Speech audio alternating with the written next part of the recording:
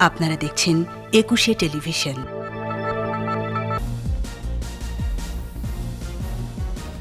স্কটল্যান্ডে রোববার শুরু জলবায়ু সম্মেলন, ক্ষতিগ্রস্ত দেশের অধিকার আদায়ে নেতৃত্ব দেবেন প্রধানমন্ত্রী শেখ হাসিনা। অসাম্প্রদায়িক রাজনীতি প্রতিষ্ঠার আহ্বান শিল্পী কলাকুশলীদের, রাষ্ট্রীয় পৃষ্ঠপোষকতার দাবি। সামাজিক যোগাযোগ মাধ্যমে তৎপর মানব পাচার চক্র, হত্যাসহ 11 জন গ্রেপ্তার, 23 জন নারী উদ্ধার। শুনছিলেন ফার্স্ট সিকিউরিটি ইসলামী ব্যাংক লিমিটেড সংবাদ শিরোনাম। আমন্ত্রণ রাতের 21 সংবাদের সাথে আছি আমি রীতা চৌধুরী। দর্শক, 21 টেলিভিশনের সংবাদ একই সাথে সরাসরি দেখতে পাবেন আমাদের ফেসবুক পেজ www.facebook.com/2124 অনলাইনে। বিশ্ব জলবায়ু সম্মেলন COP26-এ যোগ দিতে রোববার স্কটল্যান্ড যাচ্ছেন প্রধানমন্ত্রী শেখ হাসিনা। 13 দিনের সফরে ক্লাইমেট ভালনারেবল ফোরামের প্রতিনিধি হিসাবে ক্ষতিগ্রস্ত দেশগুলোর অধিকার আদায়ে নেতৃত্ব দেবেন প্রধানমন্ত্রী। মোহাম্মদ নূর নবী রিপোর্ট। স্কটল্যান্ডের গ্লাসগোতে বসছে জলবায়ুর বিশ্ব সম্মেলন COP26। বিশ্ব পরিস্থিতির পরিবর্তন হয়েছে, কিন্তু প্রতিশ্রুত ক্ষতিপূরণ আদায় অতটা সহজ হবে না বিশ্ব মোড়লদের কাছ থেকে। তারপরও এই সফরে আশাবাদী বাংলাদেশ। উন্নত দেশগুলোর প্রতিশ্রুত $100 বিলিয়ন পেতে এবার সম্মেলনে জোরালো দাবি থাকবে। এ সম্মেলনে মাননীয় প্রধানমন্ত্রীর সভাপতিত্বে CBF COP26 লিডার্স ডায়ালগ অনুষ্ঠিত হবে। এ সময় জলবায়ু পরিবর্তন রোধ, জলবায়ু অভিযোজন ও অর্থায়নের লক্ষ্যে আহ্বান জানিয়ে ঢাকা গ্লাসগো ডিক্লারেশন গৃহীত হবে বলে আমরা আশা করছি।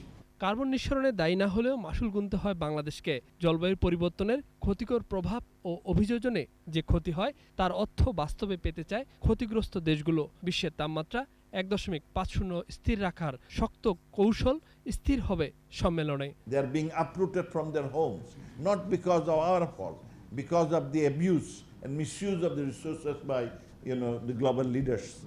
আমরা চাই এদের রিহ্যাবিলিটি আমরা এখন করছি। আমরা চাই the others should help participate, share the responsibility of rehabilitating. আমরা চাই অন্যান্য দেশ বাংলাদেশের অনুকরণে তারাও তাদের দেশে এই প্রসপারিটি প্ল্যানটা তৈরি করবে, so that in the long run যে আমাদের এই পৃথিবীটা বাঁচানো যায়। এছাড়াও 9 থেকে 13 নভেম্বর ফ্রান্স সফর করবেন প্রধানমন্ত্রী। ইউনেস্কোর 75তম প্রতিষ্ঠাবার্ষিকীর অনুষ্ঠানে ক্রিয়েটিভ ইকোনমি বিষয়ে বঙ্গবন্ধুর নামে আন্তর্জাতিক পুরস্কার প্রদান অনুষ্ঠানে প্রধানমন্ত্রীর উপস্থিত থাকার কথা রয়েছে। ফ্রান্সের অনেকগুলি কোম্পানি বাংলাদেশে বিনিয়োগে আগ্রহী, যারা বাংলাদেশে তাদের প্রোডাক্ট বিক্রি করতে আগ্রহী, এবং আমরাও সেখানে রপ্তানি বাড়াতে আগ্রহী। যেমন এয়ারবাসের সাথে সেখানে বৈঠক আছে, ডসুল্ট এভিয়েশনের সাথে বৈঠক আছে। মুজিব ক্লাইমেট প্রসপারিটি ফান্ড তৈরি করে 3 কোটি বৃক্ষরোপণ করছে বাংলাদেশ। বিষয়গুলো বেশ শক্তভাবেই উঠে আসবে এবারের সম্মেলনে। তাদের সমস্যা সহ বাংলাদেশের সমস্যা নিয়ে তুলে ধরবেন এবং আমাদের এই সমস্যা আমরা মোকাবেলা করতে সক্ষম হব। মোহাম্মদ নুরুন নবী, 21 টেলিভিশন, ঢাকা। সম্প্রীতির জন্য অসাম্প্রদায়িক রাজনীতির প্রতিষ্ঠার আহ্বান জানিয়েছেন শিল্পী কলাকুশলীরা। একটি গোষ্ঠী সাম্প্রদায়িকতার বিষবাষ্প ছড়ানোর চেষ্টা করছে এমন অভিযোগ তুলে সংস্কৃতি চর্চার রাষ্ট্রীয় পৃষ্ঠপোষকতার দাবি জানান তারা। আকবর হোসেন সুমনের রিপোর্ট। আমার বাবাকে যেভাবে আঘাত করে তারা মেরেছে, আর কোনো বাবাকে যেন এইভাবে মারা না হয়।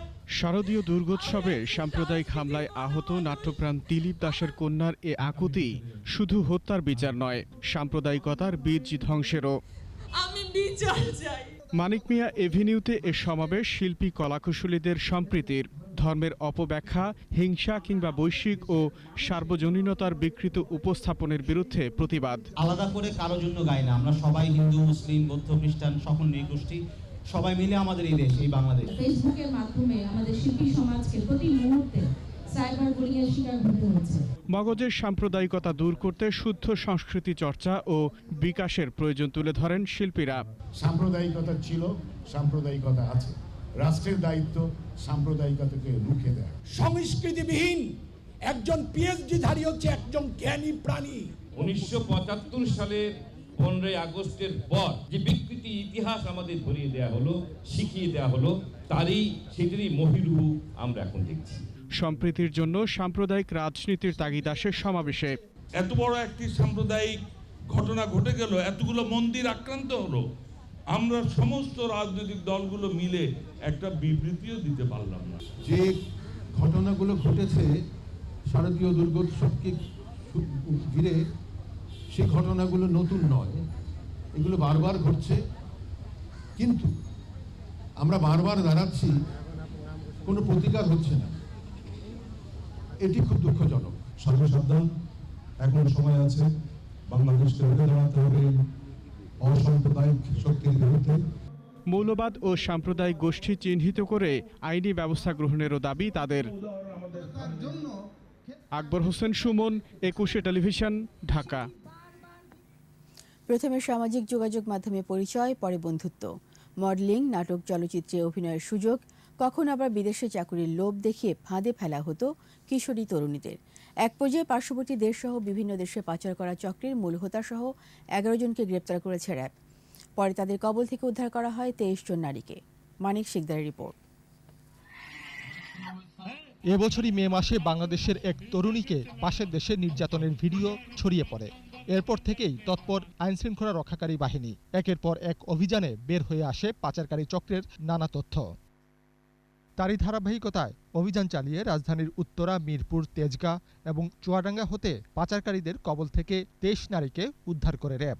সামাজিক মাধ্যমে বন্ধুত্বের সুযোগ নিয়ে তরুণীদের চাকরি ও মিডিয়া কাজ করার সুযোগ দেওয়ার লোভ দেখায় চক্রের সদস্যরা। মেয়েদেরকে ডান্সের নাম করে, শুটিং এর নাম করে, এরকম বিভিন্ন ধরনের লোভ দিয়ে একটা টপ লেভেলে পুরো ব্রেন ওয়াশ করে। ওখান থেকে আমার ব্রেনটা কেমন ভাবে ওয়াশ করানো হয়, সো দ্যাট আমি যাওয়ার জন্য পুরো রাজি হয়ে যাই ওখানে। তখন বুঝতে পারি যে আমি কোনো একটা পাচারকারীর হাতে পড়ছিলাম। সৌদি আরব গেছিলাম, কিন্তু সে আমারে অনেক একটা কষ্টের একটা জায়গায় দেয়, কিন্তু আমার ওই জায়গায় খানা ফিনা কিছুই দেয় না। সংঘবদ্ধ দুটি পাচারকারী চক্রের মূল হোতাসহ 11 জন ধরা পড়েছে র্যাবের জালে। 2019 সাল থেকে এই চক্র অপরাধ করে আসছে বলে প্রাথমিক জিজ্ঞাসাবাদে স্বীকার করেছে। পাচারকারীরা ভারত ও মধ্যপ্রাচ্যের কয়েকটি দেশে বিক্রি করে দেয় নারীদের। ঢাকা শহরে সে বিভিন্ন প্রোগ্রামে এদেরকে নিয়ে সে ডিজে প্রোগ্রাম করেছে এবং দেশের বাইরেও সে ড্যান্স প্রোগ্রামের নাম করে তাদেরকে নিয়ে গিয়েছে। তাদেরকে অনেকটি জোরপূর্বক অনৈতিক কাজে বাধ্য করত এবং পার্শ্ববর্তী দেশে তারা যদিও চাকরির কথা বলতো, পরবর্তীতে বিক্রি করে দেওয়া হতো। র্যাব জানিয়েছে এই ঘটনায় 2টি মামলা হয়েছে। ঘৃণ্য এই অপরাধের সাথে জড়িতদের বিরুদ্ধে অভিযান চলবে। যারা নারী পাচারকারী, যারা এই ধরনের পাচারের সাথে জড়িত, তারা বাংলাদেশে যেখানেই থাকুক আমরা তাদেরকে গ্রেফতার করে আইনের হাতে সোপর্দ করব। মানিক শিকদার, 21 টেলিভিশন, ঢাকা। টি-20 বিশ্বকাপ 2021।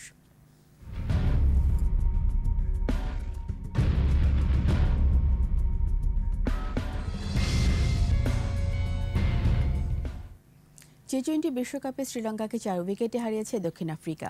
টস হেরে প্রথমে ব্যাটিংয়ে নেমে নিশাঙ্কার হাফ সেঞ্চুরিতে 142 রান সংগ্রহ করে শ্রীলঙ্কা। জবাবে হাসারাঙ্গার হ্যাট্রিকে হারের শঙ্কা জাগলেও ডেভিড মিলানের ঝোড়ো ইনিংসে জয় তুলে নেয় প্রোটিয়ারা। পারভেজ খোকনের রিপোর্ট।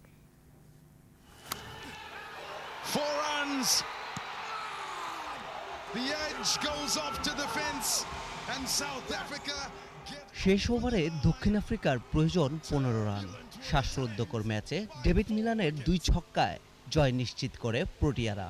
মিলান 23 আর রাবাদা অপরাজিত ছিলেন 13 রানে।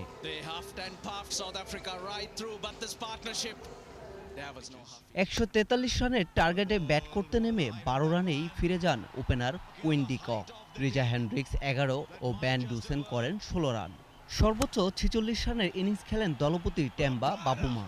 আর লঙ্কানদের হয়ে হ্যাট্রিক করেন ওয়ানিন্দু হাসারাঙ্গা। এর আগে টস হেরে ব্যাটিংয়ে নেমে 142 রানে গুটিয়ে যায় লঙ্কানরা। সর্বোচ্চ 72 রানের ইনিংস খেলেন ওপেনার নিশাঙ্কা। 6টি 4 ও 3টি ছক্কায় ক্যারিয়ারে ষষ্ঠ হাফ সেঞ্চুরি করেন তিনি।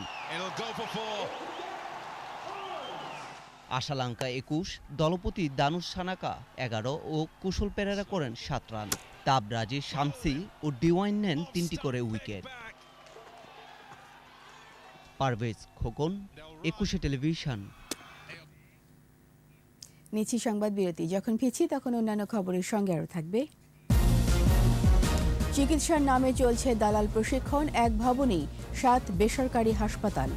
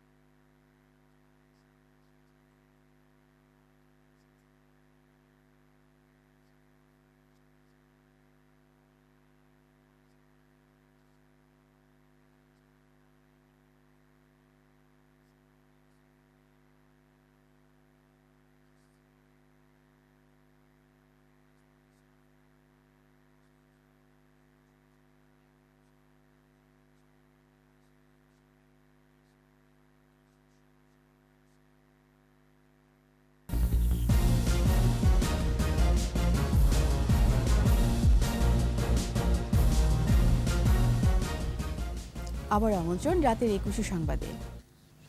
এজন্য হাসপাতালে মেলা, একটি ভবনে আছে 7টি, আছে দালাল প্রশিক্ষণ কেন্দ্র, তাতে চলে রোগী ভাগানোর প্রশিক্ষণ। কসাইখানার নামান্তর এসব অদ্ভুত হাসপাতাল ঘুরে রোগী জিম্মির তথ্য জানাচ্ছেন রাসেল খান।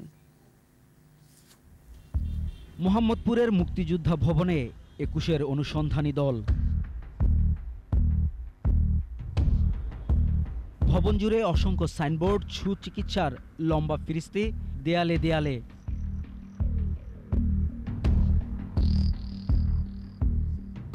এ ভবনের দোতলায় প্রাইম জেনারেল হাসপাতাল। টেলিভিশন ক্যামেরার উপস্থিতি টের পেয়েই বাধে হুড়োহুড়ি। আমরা যাতে ছবি তুলতে না পারি তার জন্য বন্ধ করে দেয় বিদ্যুতের সংযোগ।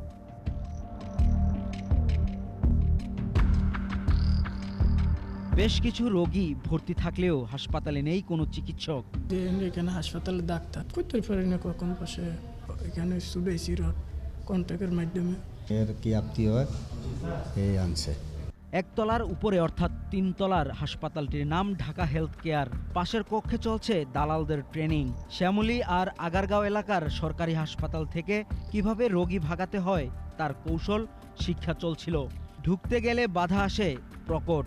এটা কি দালালের মাধ্যমে আসছে বা আমরা নিয়ে আসছি? দালালের মাধ্যমে আসে না, এটা এখানে দালালের মাধ্যমে আসে না। দালালের মাধ্যমে এখানে কোনো রোগী আসে না। এক লোকে বলল যে ওই জায়গা তো বন্ধ হয়ে গেছে, আমরা এই প্রাইম হসপিটাল 3 তলা যান, আমি গেটে যোগাযোগ করি। রোগীদের সাথে কথা বলতে দিতে চায় না হাসপাতালের মালিক পক্ষ।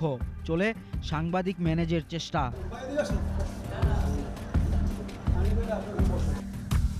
4 তলায় যমুনা হাসপাতাল, চিকিৎসার অনুমোদন নেই। এরপরও করোনা রোগী ভাগিয়ে আনে দালাল চক্র। পাশেই রয়্যাল হাসপাতাল। রোগীর স্বজনদের কাছে প্রতিষ্ঠানটি কারাগার হিসেবে পরিচিত। পরীক্ষা করতে হবে সিটি স্ক্যান, এই জন্য এখানে আসা। ডাক্তার পজিটিভ রোগী ছিল, ঠিক আছে, কথা ঠিক আছে, আবার তো বিদায় করতে হবে তাকে।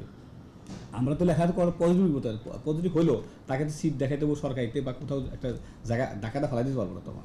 রাজধানীর ব্লাড ব্যাংক হাসপাতাল, লাইফ কেয়ার সহ আরও কয়েকটি প্রতিষ্ঠানের কার্যক্রম চলছে একই তলায়। রোগী জিম্মি করে টাকা আদায়ে এরা একে অপরের চেয়ে চ্যাম্পিয়ন। রোগী ভাগালে পকেট মানি 1000 আর চিকিৎসার বিলের কমিশন 20% পায় দালালেরা। সব দালালের মাধ্যমে যেগুলো ছিল আমাদের এখানে ডাক্তার, সেগুলো এখন ওইখানে যে চেম্বার করে। তাহলে আপনাদের নামটা এগুলো কই নাই এখন? না, আমাদের একটু অবস্থা খুব করুন। ওই যে রাজধানী ওদের ঝামেলা আছে, ওরা লাইসেন্সই পাই রাজধানী ব্লাড ব্যাংক। অধিদপ্তর বলছে 10 শয্যার বিপরীতে 3 জন চিকিৎসক, 6 জন নার্স ও 3 জন ওয়ার্ড বয় থাকা বাধ্যতামূলক। অথচ একই ভবনে গড়ে ওঠা 7টি হাসপাতালের সব শর্তই উপেক্ষিত। হয়তো কারো জনবল সঠিকভাবে নাই, কারো ডাক্তার সঠিকভাবে পাওয়া যায় নাই, কারণ ল্যাবরেটরি টেকনিশিয়ান সঠিকভাবে পাওয়া যায় নাই, এই কারণে তাদেরকে শোকজ করা হয়। তাহলে কার খুঁটির জোরে কিভাবে চলছে হাসপাতালের নামে রোগী দালালদের প্রতিষ্ঠান? পঙ্গুর বিজনেস টোটালি ক্লোজ করে দিয়েছি। এখানে হচ্ছে কি আমি যদি এখন যাই এই ইয়ে কিন্তু আমার মামা এখন ওসি মসি সবার বেঞ্জির স্যারকে যদি আমি জানাই যে এই ধরনের ব্লেম দিচ্ছে, একটু ক্যামেরা বন্ধ করছেন তো ভাই প্লিজ, না এখন বন্ধ রাখেন একটু। সেবার নামে এসব কসাইখানা চিরতরে বন্ধের দাবি সবার।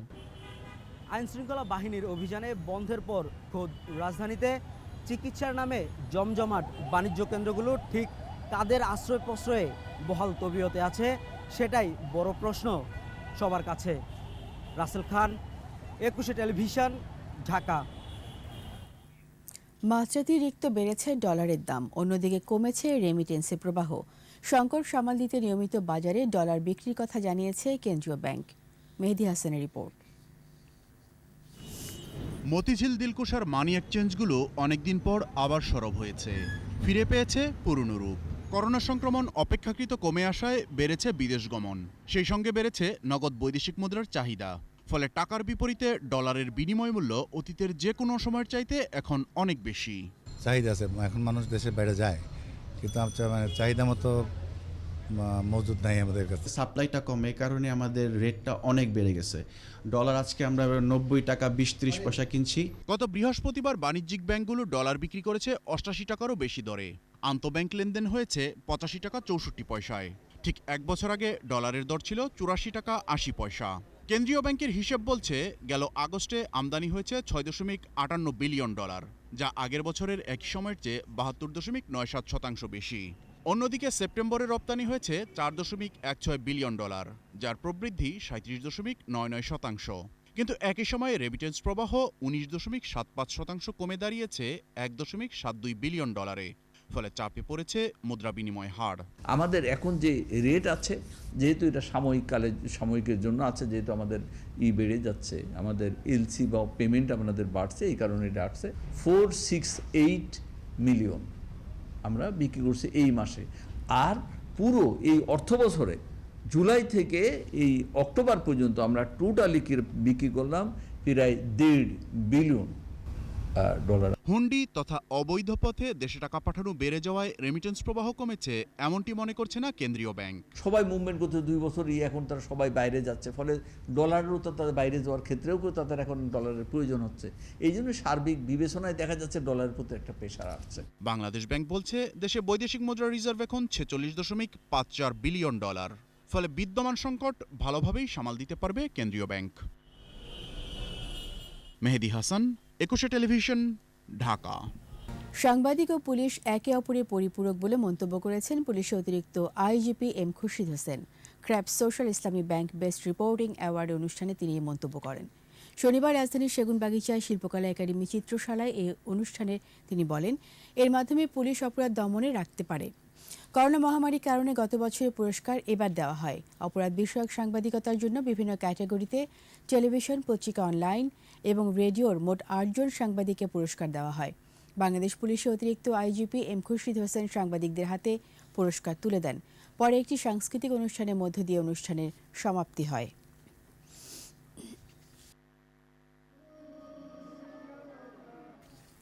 এবার প্রবাসীর খবর।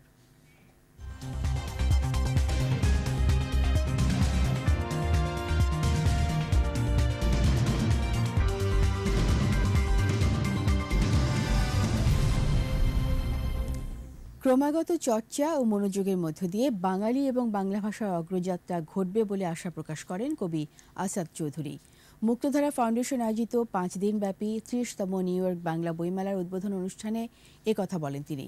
আলোচনায় অংশ নেন হাসান ফেরদৌস, ফাহিম রেজা নূর, জাফর আহমেদ রাশেদ, বিশ্বজিৎ সাহা সহ আরও অনেকে। গত 30 বছর ধরে নিউ ইয়র্ক বইমেলা সফলভাবে পরিচালনা করায় আয়োজকদের কৃতজ্ঞতা জানান মেলার আহ্বায়ক ডক্টর নুরুন নবী।